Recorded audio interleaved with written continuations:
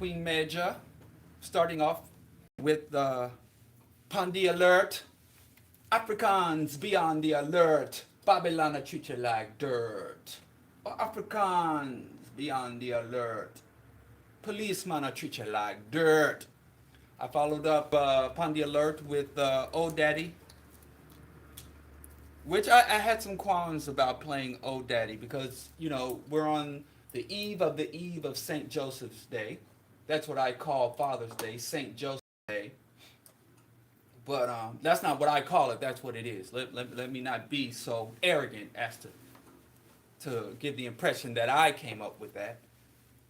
But Old Daddy, we have issues with criticizing particularly black fathers on Father's Day because it's their day.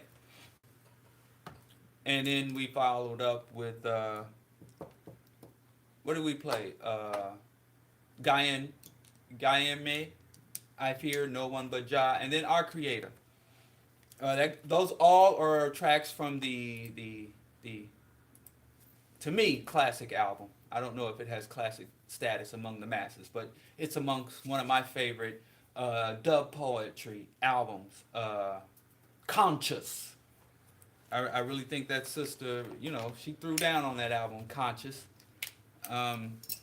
And it's Queen Medja. If you want to look her up, it's spelled Queen, Mijeeda, Majeeda, Queen Medja. Upon the alert. That's one of my favorite. Africans be on the alert. Policeman, I treat you like dirt. It was a time I was heavy. Muda Baruka, Lyndon Quest.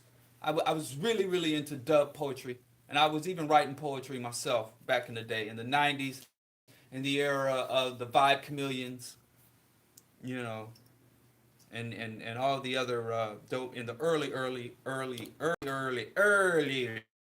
particularly early 90s. And I promised for over 2 years from the Bro Diallo broadcast that I would bring in and just do a spoken word session. I'll bring in my poetry and just spit some verse. So we ain't into keeping promises, apparently, according to stereotypes. But I made y'all, I did make another promise. And I'm about to keep that promise right now because we did a Who's Black. I'm about to wrap this one up real quick. I guess it's coming up on a couple of weeks ago because the week I want to talk about who is black. How do we define who's black and who isn't? And I was saying I was a bunch of black reactionaries.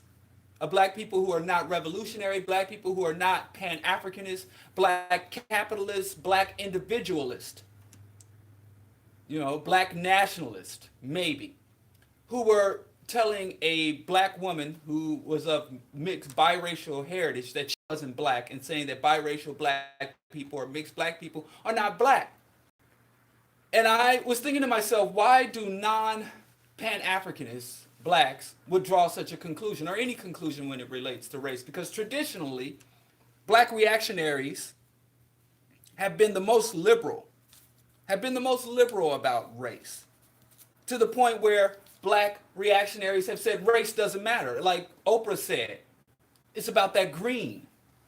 It's about that paper.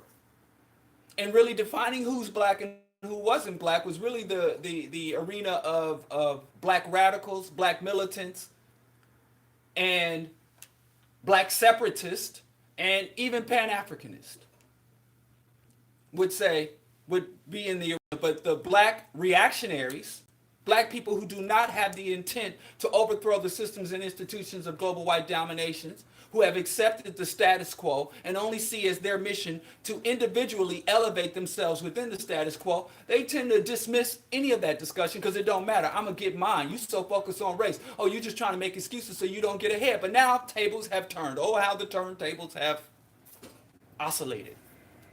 Now you find black people who don't even have any revolutionary consciousness, who don't even read the black canon of black radical thought, now making proclamations and taking what were only thought to be issues, taking on issues and drawing conclusions that were only thought to be in the arena of the crazy black folks like myself. And it was very curious to me. And now, everybody gets to claim woke. See, that's a new, I think that woke thing is it's emotionally based. It's people, if I feel righteous, if I feel woke, if I feel, it's a feeling based thing. It's all about how you feel. It's not about your study. It's not about your level of organization. It's not your revolutionary pedigree. But if you feel like you're right, and if you feel like you give a damn, if you feel like regardless of anything else, you define it's my reality, my truth. So this woke arena, everybody has an opinion about everything, even if they're not invested in that issue that they have an opinion about, and their opinion cannot be challenged. So this woke phenomenon, woke AF phenomenon, has people dabbling in arenas they got no business. They have no interest in it. They have no real stake in it. So I find myself having debates about what's appropriate for revolutionaries with reactionary people. When in the past you didn't have to debate reactionaries about revolution because they would denounce you wholeheartedly. I ain't into that black stuff. I used to hear that all the time. You'll never hear that again. You don't hear that nowadays. I don't care if it's a buck dancing, handkerchief, head boot licking Uncle Tom Sambo. Coon. They will debate you about race. They will debate you about Malcolm X and Malcolm X relevance. I don't really know where this came from. I think it is a byproduct of the social media phenomenon. I think it is. Because it used to be that Uncle Tom, sellouts, black reactionaries, integrationists, they could dwell amongst other integrationist black strivers and spew their nonsense. But now that it comes out on the internet, it can get dissected more easy. So now everybody has to say, hey, oh yes, I'm progressive. I'm pro-black. Oh yes, I want for better things. And by better things, it's the same thing. By better things, they want the same old things. Not better, not improved, not advanced. So anyway, when I see reactionaries, and I think it's dangerous. We have reactionaries parading as revolutionaries.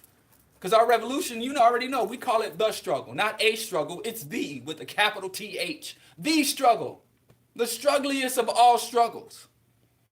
An under-resourced, oppressed, obliterated people going up against the most entrenched system and the most savage race that we've ever encountered in the history of human existence. So we already got enough problems. Or as the guy said when in the movie Sankofa, when Shango came and wanted to take up the machetes and rebel, he went up to his fellow enslaved African and looked at him and said, yo, it's time to take up arms. They killing our women, they killing us, they enslaving us. It's time to take up arms. And the dude looked him dead in his face and said, yo, I'm in enough trouble already. He was like, I'm in enough trouble. Rebellion and just take me over the cliff. And that's how a lot of y'all feel. Like, I'm too busy trying to thrive or survive in this system to go against the system. I'm in enough trouble already. So the Black Revolution is in enough trouble already. We can't, really abide all these reactionaries. With self-appointed conscious credentials, woke credentials. So anyway, that's what provoked me. Some reactionary, non-revolutionary, non-scholarly, non-invested, non-entrenched black folks taking what was once a militant stance. So anyway, I think I wanted to just give some clarification. If you listen Wednesday, we talked about, since white people set this whole thing in motion, if you really understand racial classification, and what's more important than racial classification is racial hierarchy. Because racial hierarchy is what makes racial classification so relevant. If there were no racial hierarchies, we wouldn't have to be debating racial classifications. If how you lived, how you died, wasn't predicated on your racial classification, if the amount of wealth you had opportunity to secure, or the depth of poverty you were predicted to live in, even the chronic diseases that you were going to suffer from, your very lifespan, your very human identity wasn't predicated on racial hierarchy, we wouldn't be debating race. Now, some of y'all want to skip. Y'all think y'all can say, well, let's go straight to racial identity and skip racial hierarchy. And I'm going to go to racial identity and say, well, it doesn't matter. We're all the same. Or you black, I'm not black. You cannot say if you are at the bottom rung of the racial hierarchy, you're not really in a position to dictate anything about the racial identity. It's the same thing about economics. The people with all the money determine the direction of the economy. Go read, look up, listen to. He talks about it. He write about it. He is about it. Dr. Jared Ball, The Myth of Black Buying Power. And if Jared Ball's too radical, too right wing, go listen to Dr. Claude Anderson. You know, we got scholars that tell you your ability to purchase other people's stuff, even your ability to amass fiat currency don't mean nothing. So your thoughts and ideas and feelings about race are pretty much moot. But there is a caveat in that, being powerless. So in the racial hierarchy, the first thing we have to deal with is the racial hierarchy before we can start to play around with the racial classifications. But even white people are inconsistent. The people who thought up this notion of race, who imposed this notion of race, who established the racial hierarchy and used everything from gunboats to nuclear bombs to secure and to entrench the racial hierarchy and to impose the racial hierarchy on everyone else, who set up entire academic institutions, who invented entire pseudosciences and philosophies to support this notion of racial hierarchy. They don't even do it right. As I said Wednesday, there are whole classifications of white people who aren't white, or people who walk into the white box and fall out of the white box, and there's no consistency about what white is and who white people are. So if the people who invent it and control it don't know what the hell they're talking about, how the bumbleclod we supposed to know? I think I can get away with FCC cursing if I use patois, but we'll know. Like I said Wednesday, these are non-white whites, or these are whites who are sometimes white or sometimes not white, or some whites if they're in behind certain borders, Latin American borders, Eastern European borders. If they're overseas, they're non-white, but if they come to America, they get classified as white. It's a mess. We said Jews, they have their whiteness revoked. It's a revolving door of whiteness for Ashkenazi Jews. And then you have the Irish, and even when they acknowledge they white, they used to call Irish literally white niggers. You have the Romani people, or the so-called gypsies. In America, they come to America, they white. They stay in Western or Central Europe, they're the scourge of the earth. They're not even considered human, let alone white. You have the Mediterraneans and the Alpine people, who are sometimes white, sometimes not. Russians and the Cossacks. You know, I once heard living in the Midwest, you listen to right-wing Christian talk radio, and they said that the Russians can't be white because they weren't able to fight off the Mongoloid invasion, the Mongoloid horde. And once your bloodline is contaminated with the Mongoloid bloodline, you are no longer white. So this preacher said, you know, I look at the historical borders, and all the white nations that weren't able to fight off Genghis Khan, they shouldn't be allowed to be white. And then you have the Turks, or the Armenians. And the Turks, they used to call Turkey the sick man of Europe. Turks are white, but they're Muslims, so they're not quite white. But if they come to America, automatically white. And then, of course, you have all of Latin America. You know, 80% of the so-called Latinx or Latinos or Hispanics that are in the United States, they're not white. But the moment they go back to their country of origin, many of them flip white. Many Cubans. There was a wonderful NPR story. It came out a decade ago. I referenced it before. A black man, an African, and a conquistador Spaniard, who were both born and raised in Cuba for generations, came to the United States. And they thought they were going to come to the United States and be Cuban. But when they got to the United States, learned the language, and integrated into the economy, the black man found out he was no longer Cuban, he was black. And the Spaniard, Latinx, whatever, he found out that he was no longer a Cuban, nor was he even Latino after a few decades. He became a white man. And he understood that continuing his childhood friendship with this black Cuban would further regress him, would prevent him from advancing within the system to becoming full white. So he literally said, listen, you holding me back. I can't kick it with you. And I once worked with a Cuban. And I said to him, I'm like, you obviously have black blood. You obviously have European blood, Spaniard. And you obviously have native blood. You know, he was a swarthy, he was a kind of a darkish skinned hued, you know them dudes, the mishmash. And so I asked him, so since you have all these varying divergent heritage, all these hostile bloodlines in your body as a person, who do you most identify with? I said, are you a conquistador? Are you a Arawak, Taino? Are you African? He said, I'm a conquistador through and through. That's the identity. That's the history. That's what brings me pride. I'm a conquistador. Now, if he was living in Cuba or Hispaniola when the conquistador or when Columbus arrived, he would have been beheaded, if not put in chains. But I said, I will respect your self-classification. But long story short, white people don't even, we can't, because many of our racial classification, we're either mimicking or coming up out of white folks' racial classification, and they confused as hell about it. They don't make sense. They're inconsistent. They can't even tell you what white is. I can't really tell you what white is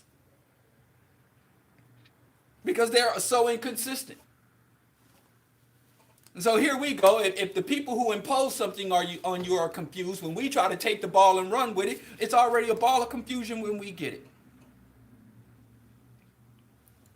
In 1790, white people made a law called the Naturalization Act and said that America would only allow the immigration of free whites of good character. And they said that free whites of good character come from three major regions. And the three regions where they classified there to be free whites of good character for the Naturalization Act of 1970 of people who were worthy of it being imported into America was one, Europe, of course. It should have stopped there as far as what we know about whiteness today, but no. They also said the Middle East and North Africa. So they defined for in the 1780s, Middle Easterners and North Africans were also white, not European, I'm sorry, free whites of good character. And then you had several lawsuits where, you know, people from India who said they were of Aryan stock, and they would sue the United States in the 18 and 1900s and say, well, I was denied citizenship, I was denied a work permit, I was denied entry into the country, but I am too am white, according to your various definitions. And every time they make a definition of what white was, a non-phenotypical definition of white, whenever they tried to give a scientific or geographical or historical definition of white, there were people with brown skin, yellow skin, and various hues that would fit that definition. So they had to rewrite since 1790. They had to keep running back to rewrite what that white was. And they're still defining and redefining what white is today. If you go listen, I mean, if you got time and you want to waste the brain cells, you go to listen to people like Richard Spencer, the neo-Nazi alt-right, and you say to them, who is white?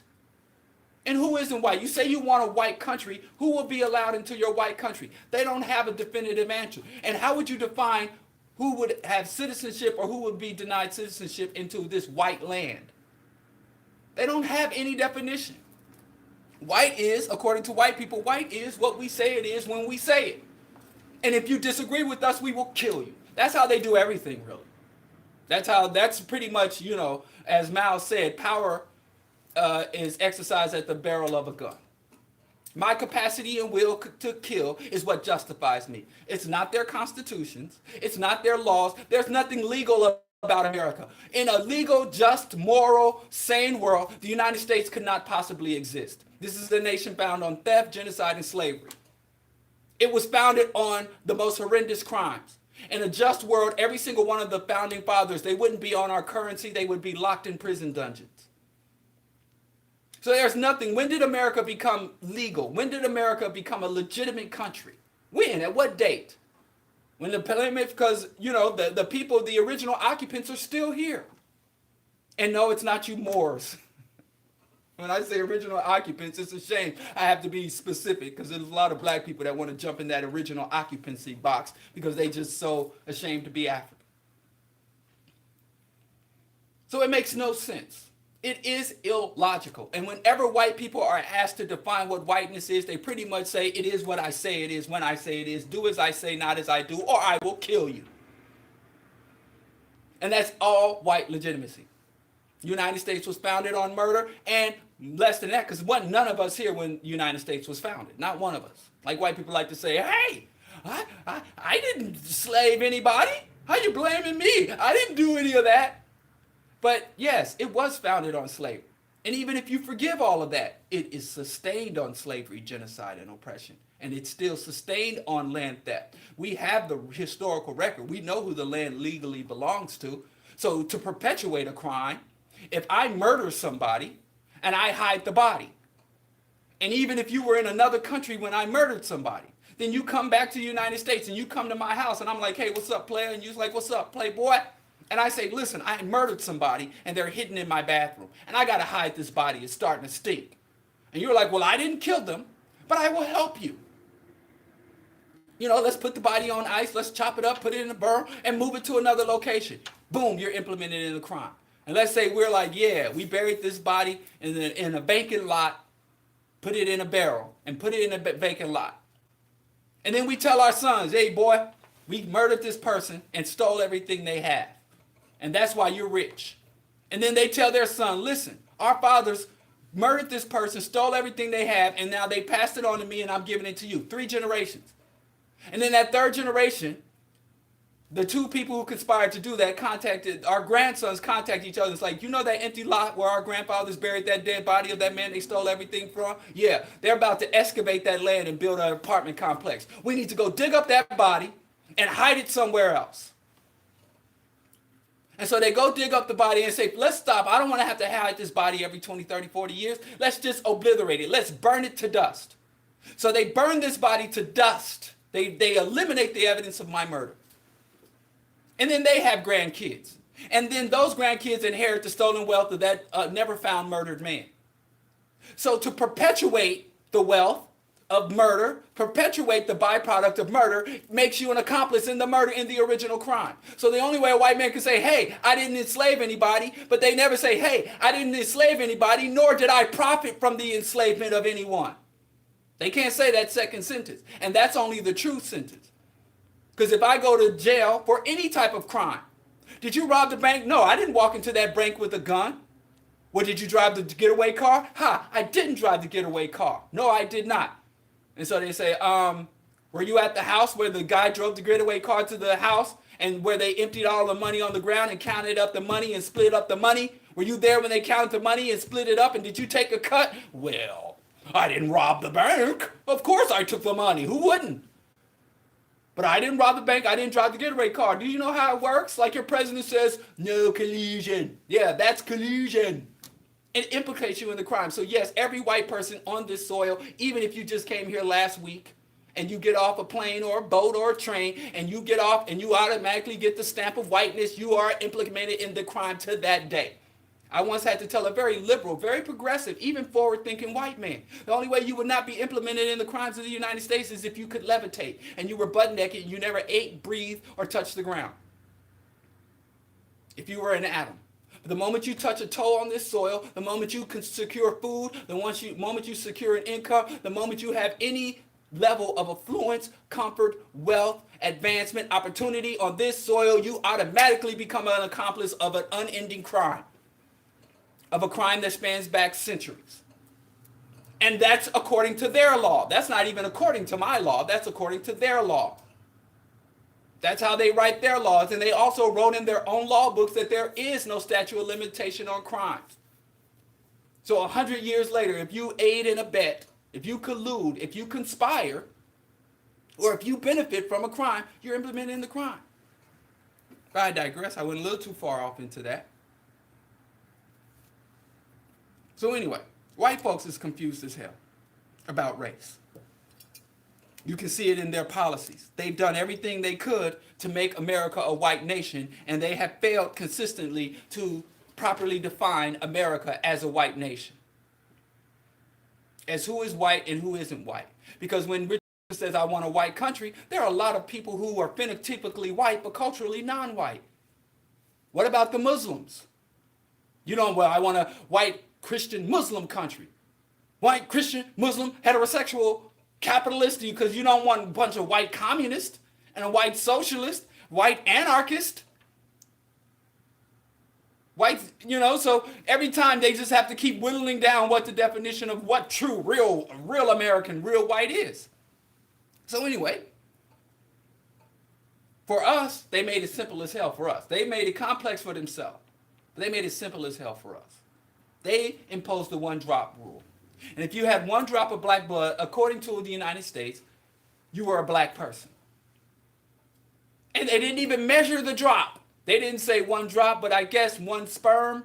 If one of your parents had one black ancestor, which was impossible. But they said that's it. But there was no way for them to be consistent with that. There's no way for them to enforce that, but they did it. But then you had two types of descendant, because as they called us apes, as they called us subhumans, as they called us monsters, as they called us unfit, they also engaged in relentless rape of us. They lusted as J. Rudder Damager said, they mock my appearance yet yearn for my essence. So they set about centuries of systematic rape of African women, which produced one drop, mixed race, mixed heritage, I don't know even, but whatever, offspring.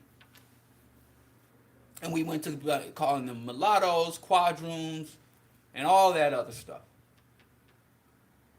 And they proceeded, George Washington fathered, at least that we know of, I don't believe for 1 second that it's just 9, but fathered, I think, 9 children with Sally Hemings, and that doesn't count all the other women, black women that he raped.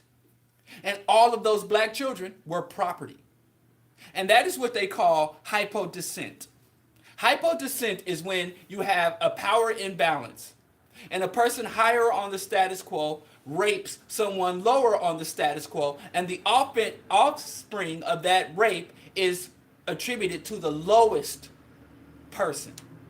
So if a slave is raped by a master, the offspring becomes a slave. That's called hypodescent. But Europeans didn't do that everywhere. In places like Iceland, Australia, and Latin America, they have what they call hyperdescent. And hyperdescent means when a slave is raped by a master, the offspring of that rape joins the status of the master. So all of the offspring between two people in an imbalance is a come up, as opposed to a descent. So the Spaniards and the Portuguese were not as comfortable with raping. I'm sorry. Boy, that was the most incorrect thing I've ever said in my life. The Spaniards and the Portuguese, I said were uncomfortable. They were very comfortable and enthusiastic about rape, then and now. The Spaniards and the Portuguese were not as comfortable with enslaving their offspring that came about as a result of raping their slaves, whether that is their Native American slaves or their African slaves. So they deliberately, in Spain, the Spaniards, the Portuguese, and in Australia, which is weird because the Australians came from the same place Americans came from, as Dr. John Henry Clark, and I sure don't want to embarrass you white folks. I sure don't want to talk down on y'all. Man, I learned a long time ago, if you're going to say unpleasant things about white folks, you better have some white research to back it up. But Dr. John Henry Clark said that Europe essentially flushed its toilet on the rest of the world. And all of the waste and refuse of Europe came to dominate the rest of the world. Now Dr. Clark said it. Take it up with him. But there are several white people that back it up. But so I'm not even following my own rules here. But Dr. Clark, so America was not populated by the gentry, by the upper crust, by the elites. America was populated by the unwanted savages of Europe. In fact, they would find rapists, they would find murderers, they would find ne'er-do-wells, drug addicts, insane fanatics, religious fanatics were everywhere. And they would take them to the magistrate. And he said, listen, I can throw you in the stocks, I can throw you in the dungeon, I can take you to the guillotine, or you can go to our beloved colonies overseas. And a lot of those whack-scallions took the option to go overseas. And then, 2 generations later, you got white people talking about genetic purity and racial heritage. When you came from, your mother was a whore and your father was a robber by the docks eating rats. But you want to look at black folks and talk about, well, our genes, racial superiority. Same thing in Australia. A penal colony. They took all their criminals, pedophiles, and lunatics and dumped it in Europe and left it for the Native Americans, Africans, and Aboriginals to deal with the worst people. And when you're so bad, even white folks are like, damn, you're a bad person. So that's why Dr. John Henry Clark said, Europe flushed its toilet onto the so-called third world. So anyway, Europe in Australia basically came from the same stock, the same social class. Australians came from the same social class as American, but America had hypodescent and Australia had hyperdescent. And that's curious. I didn't have enough time to figure out how these two essentially same people engaged in the same behavior: slavery, genocide, systematic rape, and racism, ecocide. They were both engaged in the same behaviors, but they had two different conclusions about an overlapping issue. But anyway, so we live in a hypodescent. And in areas where you find that there was hypodescent, the offspring of mixed race were considered to be members of the lower race, you found that there was more so-called racial solidarity with people of mixed race. So the oppressed race pretty much said, listen, you with us, you're one of us. Even though your father raped your mother as a white man who raped your African mother, we'll bring you in. And we'll accept you as one of ours. Whereas in places where you had hyperdescent, where the biracial children were allowed to move into the father's house. And to have many of the father's privileges and even be written into the father's will. They didn't enslave their own offspring. You find that those people of mixed heritage, not only were they rejected by the oppressed, but they actively formed groups to maintain their oppression. Paul Mooney had said once, light-skinned people, they tend to stay together so they can stay light. And since there aren't a lot of light skin, he said you'll find when they do these DNA screenings, a lot of them have very shallow gene pools. Because it's kind of hard for a person of African descent to stay white unless they deliberately go generation after generation with and reproducing with white or light-skinned people. And if you go look up Eartha Kitt. You look up Eartha Kitt, children and grandchildren. You look up Diana Ross, children and grandchildren. You go look up James Earl Jones, children and grandchildren. You go look up Grace Jones. Oh, I'm so fond of Grace Jones. Don't tell my wife this, but man, shoot, she was my first pick. Let me stop lying. Cicely Tyson was my first pick for a wife, but she said she was done having kids and messing around, so I had to go. Now I'm messing with y'all. I can't joke because my wife lacks a sense of humor about these issues. So we can't have as much fun as we could have because I have to self-censor myself because sometimes my wife listens to me. But I digress. So there are black bloodlines.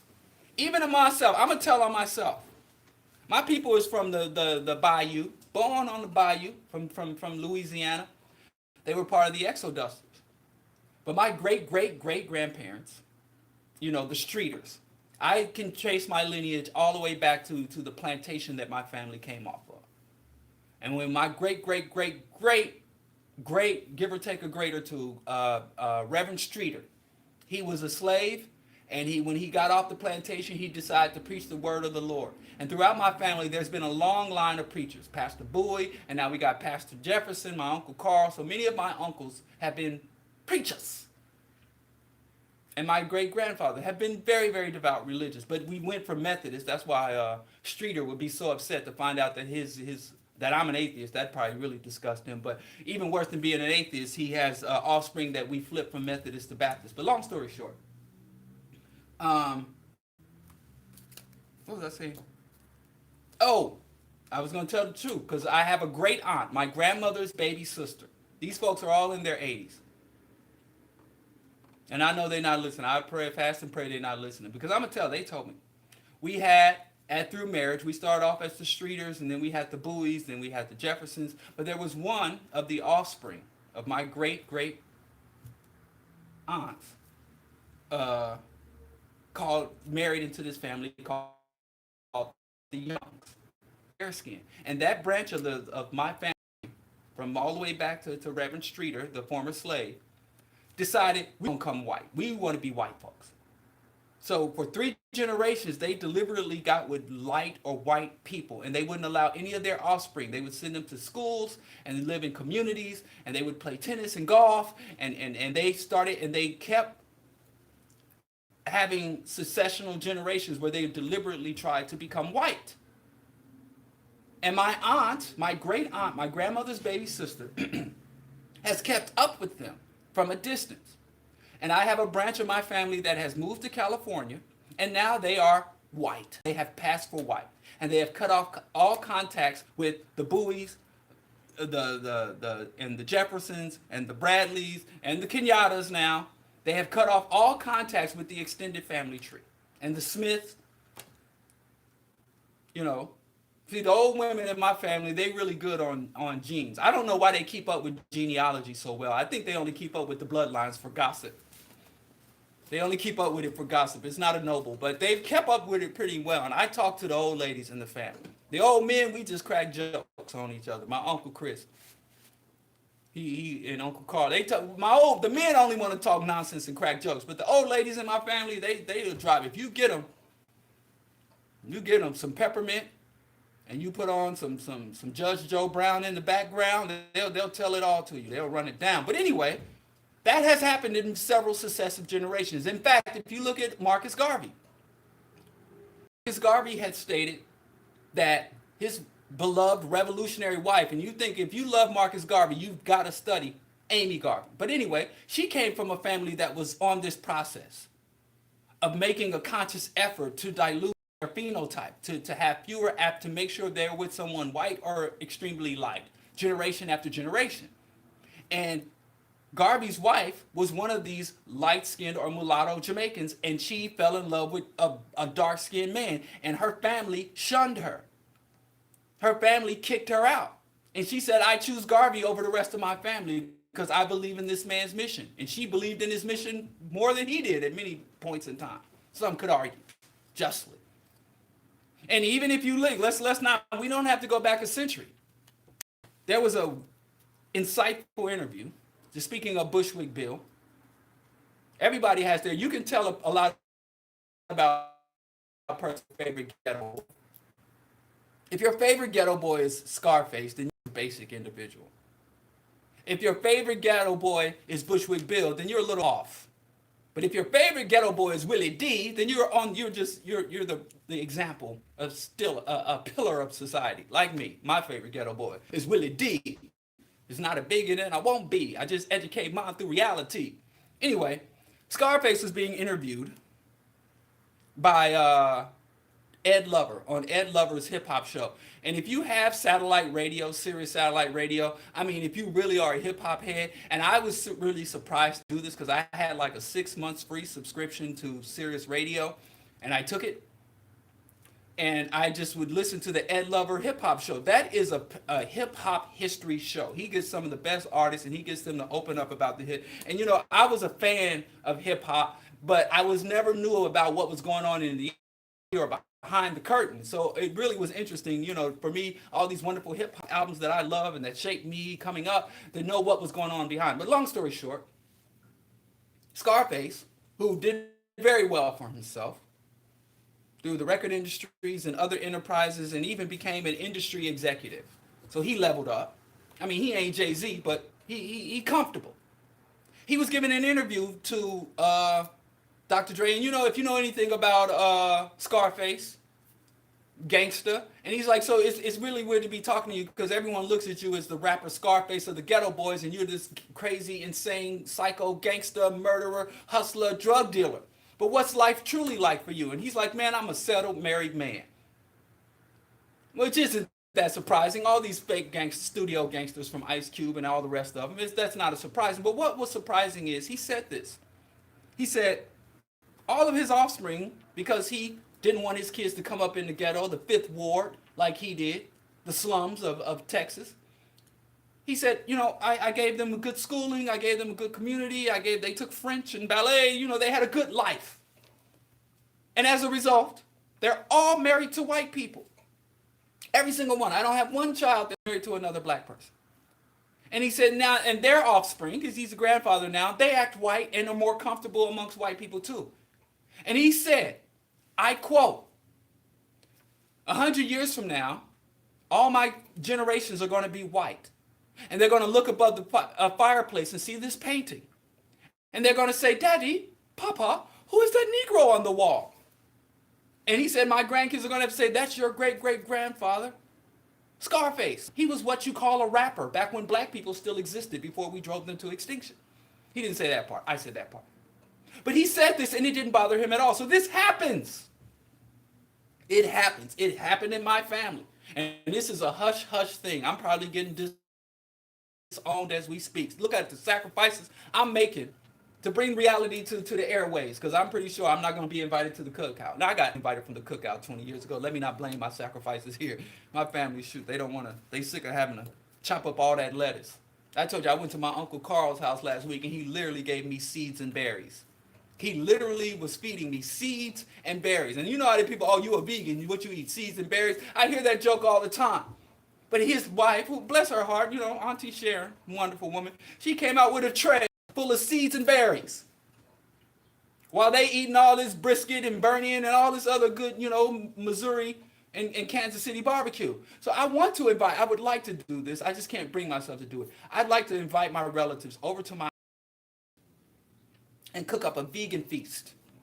And for all the meaters, just put a slab of meat on a plate. No seasoning, nothing. Just, hey, it's meat. And then look at eyes out like, ooh, it's meat. You like that, right? You're a meat eater. Oh, yeah, here you go. Just to get revenge for the many a times I show up and it's just a head of iceberg lettuce with salt on it for me. Like, we've thought about you. But anyway, I digress. So this race thing, black people have had mixed results. We have had black people of mixed racial heritage that fight for us, that are revolutionary, that struggle. And we have had people of mixed race who have identified with the rapist of their mothers and rejected their mothers, who would rather hold solidarity with sisters. And so in that view, there has been some coming into it. And what they're trying to do is commodify race. They want to make it something that can be owned. Racial purity or racial purification. One time in history, has racial purity or racial purification has ever worked for anyone. It doesn't work for white people. But we got black folks to say, hey, if your daddy, your granddaddy black, white, if your skin ain't this dark, then you ain't black. And it's just as absurd and dysfunctional as the high yellow black folks to say, hey, if you ain't this dark, you can't play hopscotch with us or join our sorority. It is reactionary on both sides. And we want to debate colorism, and we debate colorism more than we debate racism now. Colorism more than we debate racism now, which is the source of colorism. We more upset about colorism than we are about racial hierarchy, when racial hierarchy is what gave birth. How you going to be mad at the offspring, the bastard offspring, and you ain't going to be mad at the parents who raised up the bastard offspring? But it's easier for black folks. Black folks are awfully comfortable with fighting with each other. We're not so comfortable with fighting with or even identifying white people and white oppression. So let me go ahead and wrap this up. I'm trying to just give a background of the absurd notions and concepts. But let me say this. Because I get white people that say that I act like there's no good white man, that I think the white man is the devil. And I don't think the white man is the devil, simply because the devil does not exist. It is a pure figment of anyone's imagination. But if there was, I pretty much assume he would be white. If anybody had to be, But I don't think anyone is the devil. But every now and then I'll throw out a token white person so that I don't get kicked off of YouTube for being a black hater, black militant, a black identity extremist. But Darwin, Charles Darwin, people I've read the most. And I do admire Charles Darwin. I think he's brilliant. But I think there were many brilliant black people at the same time Charles Darwin, but instead of being out there exploring, because Darwin was not only a white man, he was a white man from a wealthy family. So it ain't that these white men are smart. It's just that they suppress the intellect of everyone else. So a lot of times when you go back more than 60 years, you're pretty much going to have to go off the research and analysis of a white person because black people weren't allowed to engage. And now we're discouraged. You do all that talking. They don't even other black people are discouraged. Black articulate racial classification, but really, skin color, texture, bone structure, phrenology, the shapes of the bumps on your head. He said all that is nonsense. He's one of the first people. Now, there are many Africans who knew it was nonsense, but again, if you were caught writing or reading, they would kill you. So black people didn't have an opportunity. So I apologize for having to go back to Darwin on this. And another thing, Darwin was not a social Darwinist. But, Marx wasn't a communist. So, that's just a folly of history. Sometimes I hope no ideology or philosophy gets named after me that I totally was against in my life, but it could happen. So, if a white person want to come talk this race stuff, you can just smack them with Darwin because many, modern white people worship Darwin. So, we know if y'all want to follow white folks about racial classification, because that's what you're doing. If you're playing this racial hierarchy game, you're obviously mimicking white folks. So just, if you're going to do wrong right. If you're going to mimic white folks, mimic them right. Black people, we become Christians, but we don't act like white Christians. We become Muslims, we don't act like Arab Muslims. So if you're going to mimic or follow somebody, mimic and follow them properly. Christianity is a religion of conquest. So if you're not engaged in conquest, you're not a good Christian. You need to be on some Constantine, King James stuff. Stop being on this hoop and holler, Holy Ghost save me, waiting for salvation. Ain't no white Christians ever waited for nothing. They told God what they want on their way to get what they wanted from God. Nothing. They told God what they want on their way to get what they wanted from God.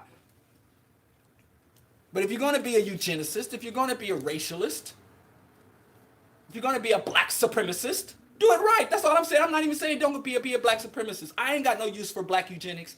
I have no use for black supremacy. But black supremacists, I ain't got no use for black eugenics. I have no use for black supremacy.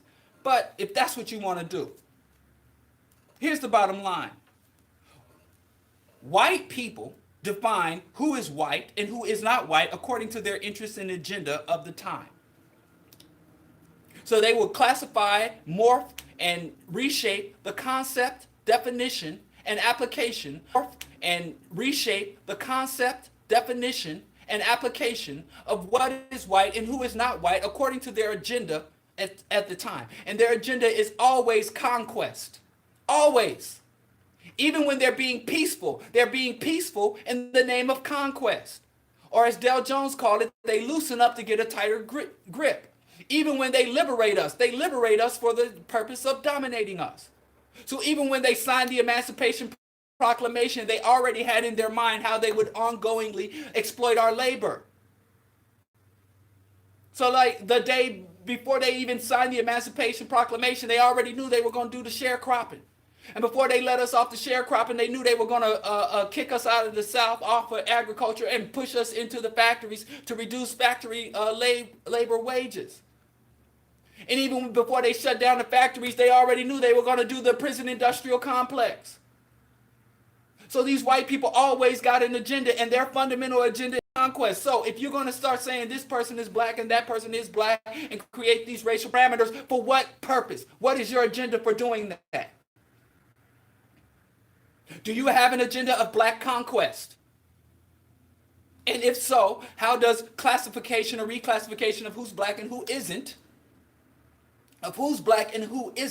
fit into that? How does it serve it or how does it take away from it? But y'all just want to play fashion. Y'all want to turn race into another label. I got that Gucci, I got that Fila, I got that Nike Jordan, and I got that beautiful kinky hair, and I got this beautiful ebony chocolate skin. And it's just something you're wearing. And it is a disgrace and disrespect of our heritage and our phenotype. So I don't understand why you reactionaries are even talking this or even in this arena. Go study.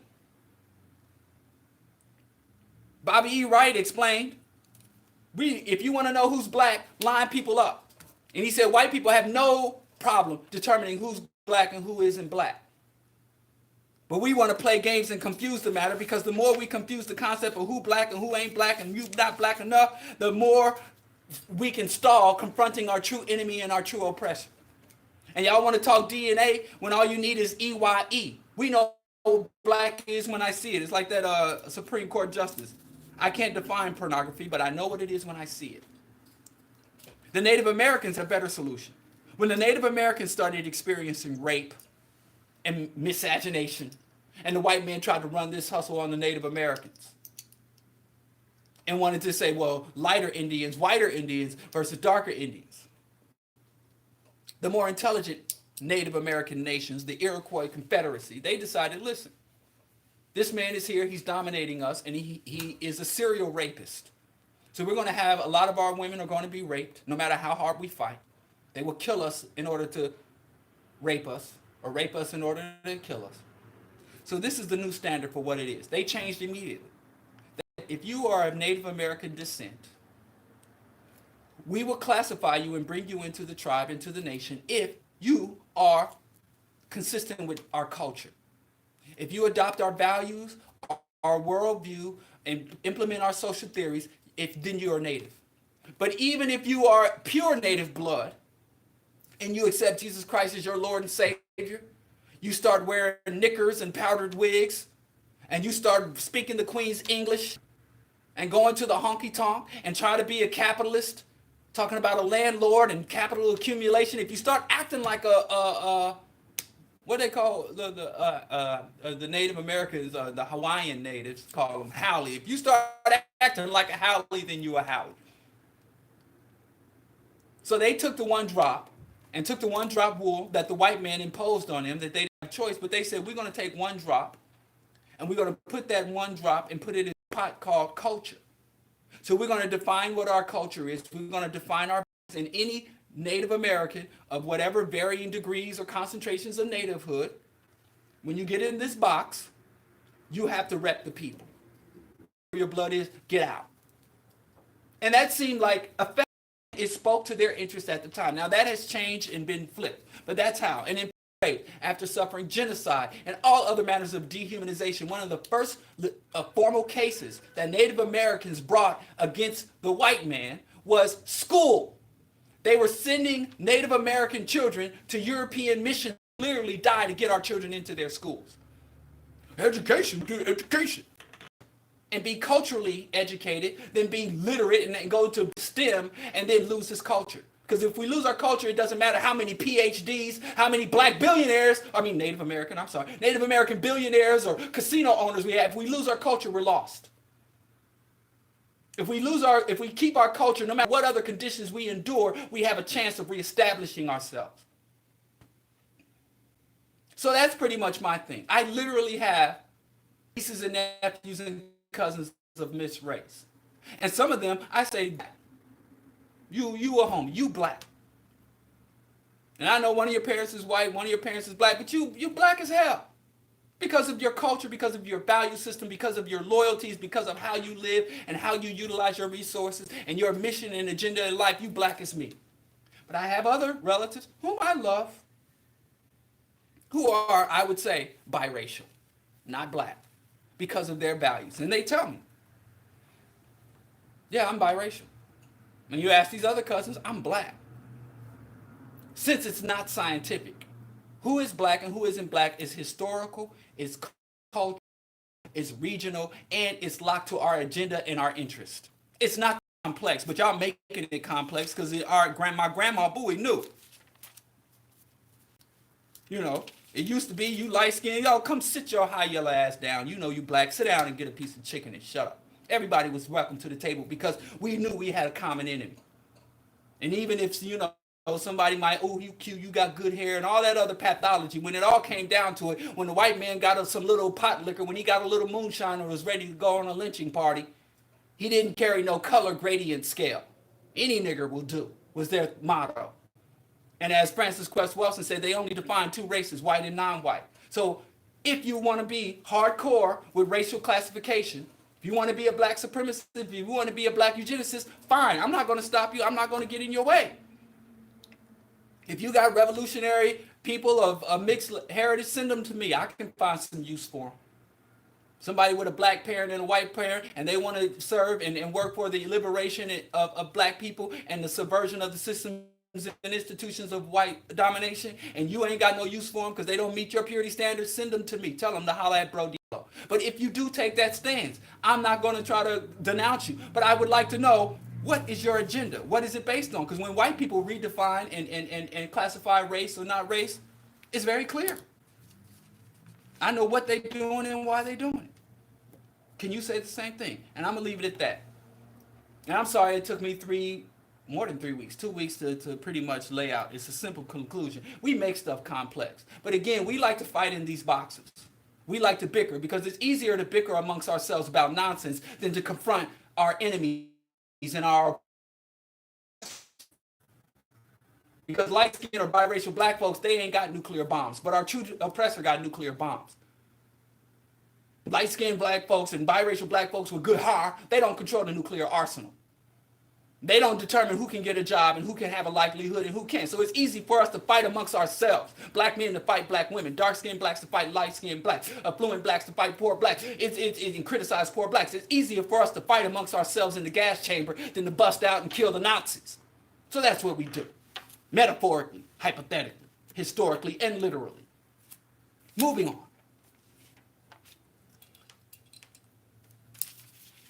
Let me just say something real quick about these. I can't talk about, and that's not even going to give me, let me talk about fathers. I'm going to put a pin in Jay-Z for a second. Let me just talk about fathers. Father's Day, June 16th, 2019. Father's Day came from St. Joseph's Day, which blows my mind because you got all of these nationalists, all these militants who just love Father's Day and ready to go to war with Father's Day. I mean, for Father's Day, on behalf of Father's Day. Because they say, oh, the black father got to respect the black father. They venerate the black father. They worship and they have these illusions and fallacies about the black father. And like I said, you have all these alpha males, all these macho men. They act like 16-year-olds on their sweet birthday. Or they act like, spoiled little prissy brides. It's my day. Don't soil my day. Don't ruin my day. It's my day. Everybody cater to me. It's my day. Grown-ass men with rusty knuckles and fat folds on the back of their neck crying. Because a woman gets on the internet and says, I'm the mama and the daddy. Happy Father's Day to the sisters. Ooh. They just collapsing. You have to go fan them with a handkerchief. How dare she honor my day? And every other day of the year, they're like, yeah. And then you want to do Christmas. A sister say, hey, honey, give me something for Valentine's Day. I don't remember no white man holiday. Hey, sis, let's get the kids some pastel suits for Easter. Oh, and there's this honky white holiday. What you give me for Christmas? Oh, this white. Anyway, Joseph's Day was the day that you honor our fathers. It's a Christian holiday, but it's a Catholic and Lutheran holiday.